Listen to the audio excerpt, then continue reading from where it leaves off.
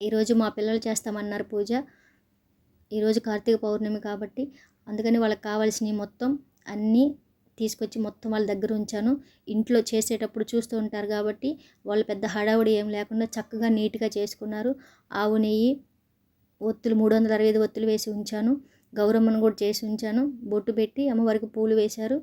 ఇద్దరూ కలిసి చక్కగా చేశారు పూజ. అంత హడావుడి ఏం చేయలేదు, నీట్గా చేసుకున్నారు.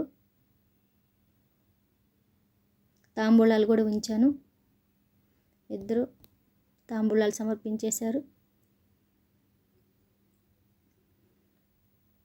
తులసమ్మ ముందు చంద్రుడి కోసం చూసాము.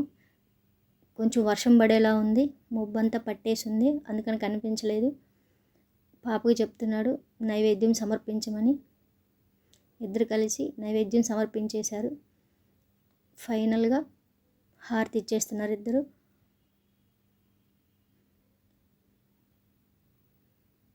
కానీ ఎవరి హారతి వాళ్ళే అన్నారు, అందుకని ఓకే. తర్వాత మా బాబు కూడా ఇచ్చాడు. చక్కగా కలిసి ఇద్దరు పూజ చేశారు. Please subscribe. Thank you.